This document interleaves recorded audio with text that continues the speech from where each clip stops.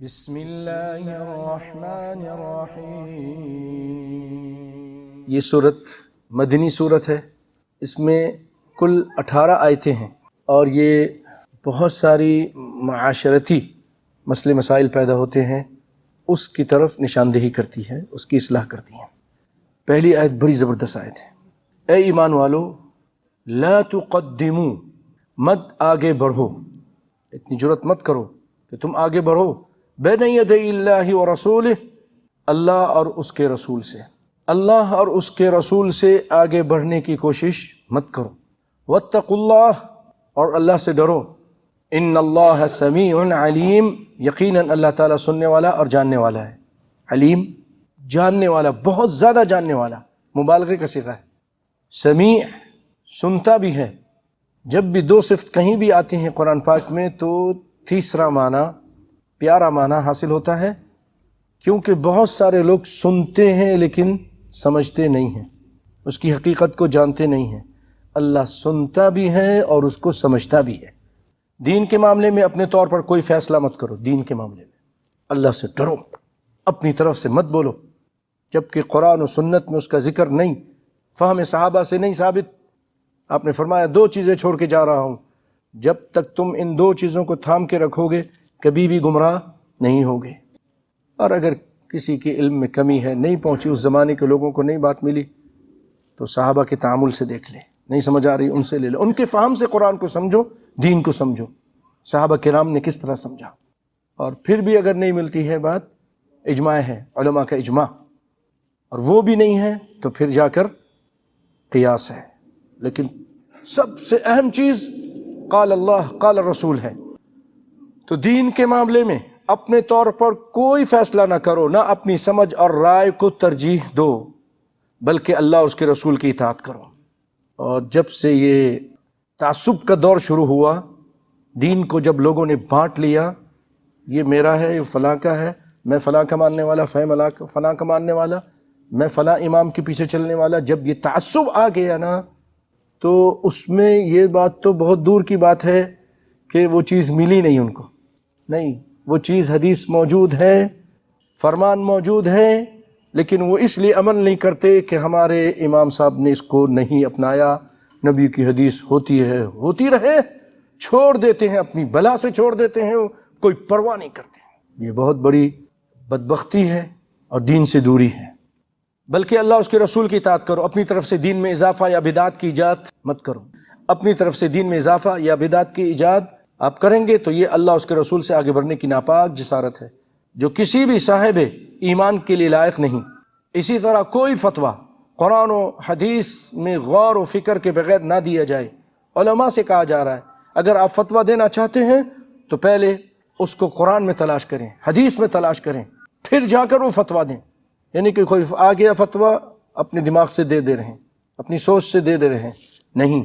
اور دینے کے بعد اگر اس کا نص شرعی کے خلاف ہونا واضح ہو جائے، کوئی فتویٰ دیا آپ نے اور وہ فتویٰ قرآن و سنت کے خلاف آپ کو مل گیا، پتہ چلا کہ میری بات تو اللہ اس کے رسول کے خلاف تھی، میں نے بات کر دی، تو پھر اس پر مصر ہونا نہیں چاہیے، بلکہ جو اللہ اس کے رسول کی بات ہے فوراً اس کو اپنا لینا چاہیے۔ بات حق آ گئی پھر بھی آپ اپنے فتوے پر اصرار کرتے رہے، مصر رہے، میری بات ہی ٹھیک ہے، تو پھر اس آیت کے خلاف جا رہے ہیں آپ اللہ اس کے رسول سے آگے بڑھ رہے ہیں۔ مومن کی شان تو اللہ اس کے رسول کے احکام کے آگے سر تسلیم و اطاعت خم کر دینا ہے، نہ کہ اس کے مقابلے میں اپنی بات پر یا کسی امام کی رائے پر اڑے رہنا ہے۔ اللہ تعالیٰ فرماتے ہیں یا ایھا الذین آمنوا، اے ایمان والو، لا ترفعوا اصواتکم، اپنی آواز کو بلند مت کرو، فوق صوت النبی، نبی کی آواز پر، ولا تجہروا له بالقول کجہر بعضکم لبعض، اور نہ ان سے یعنی محمد صلی اللہ علیہ وسلم سے اونچی آواز سے بات کرو جیسا کہ آپس میں ایک دوسرے سے کرتے ہو۔ نبی صلی اللہ علیہ وسلم سے اونچی آواز میں ادب سکھایا جا رہا ہے، اللہ ادب سکھا رہا ہے، کائنات کے امام کے بارے میں ادب سکھا رہا ہے کہ ان کے سامنے اپنی آواز مت بلند کرو، اور آپس میں بھی اگر گفتگو کر رہے ہو اور کائنات کے امام تشریف فرما ہے تو آہستہ گفتگو کرو، چیخ پکار مت کرو، زور زور سے بات مت کرو، ایک دوسرے کو زور زور سے مت بلاؤ، نبی کائنات صلی اللہ علیہ وسلم کے سامنے وَلَا تَرْفَعُوا أَصْوَاتَكُمْ فَوْقَ صَوْتِ النَّبِيِّ وَلَا تَجْهَرُوا لَهُ بِالْقَوْلِ كَجَهْرِ بَعْضِكُمْ لِبَعْضٍ کہ ان سے اونچی آواز سے بات کرو جیسے آپس میں ایک دوسرے سے کرتے ہو، ایسا مت کرو. أَن تَحْبَطَ أَعْمَالُكُمْ وَأَنْتُمْ لَا تَشْعُرُونَ، ورنہ کیا ہوگا، تمہارے اعمال اکارت جائیں گے اور تمہیں خبر بھی نہیں ہوگی. اس آیت میں رسول اللہ صلی اللہ علیہ وسلم کے لیے اس ادب و تعظیم اور احترام و تکریم کا بیان ہے جو ہر مسلمان سے مطلوب ہے. پہلا ادب یہ ہے کہ آپ کی موجودگی میں جب تم آپس میں گفتگو کرو تو تمہاری آواز نبی کائنات صلی اللہ علیہ وسلم کی آواز سے بلند نہ ہو. دوسرا ادب یہ ہے جب خود نبی صلی اللہ علیہ وسلم سے کلام کرو تو نہایت وقار اور سکون کے ساتھ کرو. اس طرح اونچی آواز سے نہ کرو جس طرح تم آپس میں بے تکلفی سے ایک دوسرے کے ساتھ کرتے ہو. بعض نے کہا کہ اس کا مطلب یہ ہے کہ یا محمد یا احمد نہ کہو، یعنی آپ کو اس طرح مت آواز دو جیسے آج عام لوگ آواز دیتے ہیں ہندوستان پاکستان میں. اللہ نے بھی پورے قرآن پاک میں کہیں آپ کو یا محمد کر کے نہیں بلایا. اگر بلایا تو یا ایھا الرسول، یا ایھا النبی، یا ایھا المزمل، یا ایھا المدثر، آپ کے القاب لے کر آپ کو بلایا. باقی نبیوں کو بلایا، یا آدم اسکن انت وما تلک بیمینک یا موسیٰ، یا ابراہیم، سب نبیوں کو بلایا، نام لے لے کر بلایا. لیکن محمد مصطفیٰ صلی اللہ علیہ وسلم ان کی عظمت اور ان کی شان بیان کرنے کے لیے اللہ تعالیٰ نے ہمیں بتا دیا کہ جب میں نہیں ان کو اس طرح بلاتا تو تم کون ہوتے ہو. بلکہ ادب سے یا رسول اللہ کہہ کر خطاب کرو. اس آیت کے شان نزول کیا ہے؟ یہ دونوں آیتیں شیخین کے بارے میں اتری، یعنی ابو بکر عمر رضی اللہ عنہم کے بارے میں اتری. امام بخاری نے ابی ملیکہ سے روایت کیا ہے کہ یہ دونوں بہترین شخص کاد ان یہلکا، قریب تھا کہ ہلاک ہو جاتے. رفع اصواتہما عند النبی صلی اللہ علیہ وسلم، ان دونوں نے اپنی آوازیں بلند کر دی تھی نبی صلی اللہ علیہ وسلم کے سامنے. بنی تمیم کا ایک قافلہ نبی صلی اللہ علیہ وسلم کے پاس آیا. فقال ابو بکر رضی اللہ عنہ کہ آپ ان کے اوپر سپہ سالار بنائے، سردار بنائے، امیر بنائے قعقاع ابن معبد کو. وقال عمر رضی اللہ عنہ بل امر الاقرع ابن حابس، عمر رضی اللہ تعالیٰ عنہ نے کہا کہ اقرع بن حابس کو آپ ان کے اوپر امیر بنائیے. تو ابو بکر رضی اللہ تعالیٰ عنہ نے فرمایا آپ میری مخالفت میں بول رہے ہیں. تو سیدنا عمر نے کہا نہیں، میں آپ کی مخالفت میں نہیں بول رہا. جب آپس میں اس طرح کی کچھ باتیں ہوئیں تو اللہ تعالیٰ نے یہ آیت اتار دی کہ ایسا نہ ہو کہ تمہارے اعمال ضائع ہو جائیں. اسی طرح ایک اور صحابی ہیں ثابت بن قیس رضی اللہ تعالیٰ عنہ، جب یہ آیتیں اتری وہ اپنے گھر بیٹھ گئے. تو آپ صلی اللہ علیہ وسلم نے پوچھا ان کے بارے میں. تو ایک شخص نے کہا اللہ کے رسول میں ان کے خبر لے کر آتا ہوں، مجھے معلوم ہے. تو وہ ان کے گھر چلے گئے تو دیکھا وہ اپنا سر جھکا کے بیٹھے ہیں، اور ان سے جب پوچھا کیا حال ہے تمہارا، کیا بات ہے؟ قال شر، بہت بری بات ہے. کیوں؟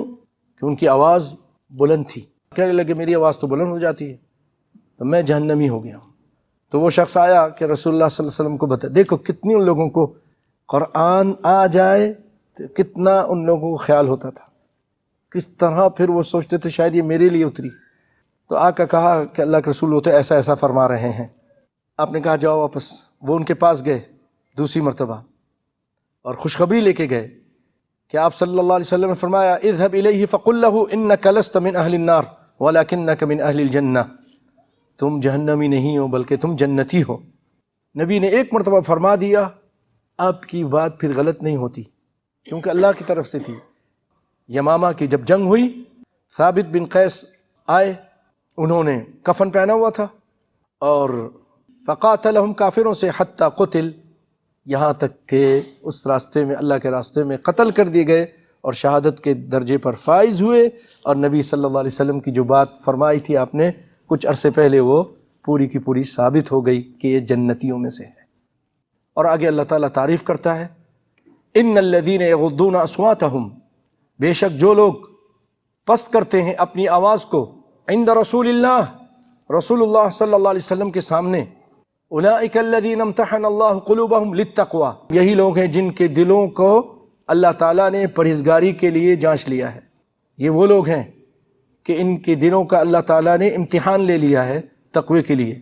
لہم مغفرہ، ان کے لیے مغفرت ہے، واجر عظیم، اور ان کے لیے اجر عظیم ہے۔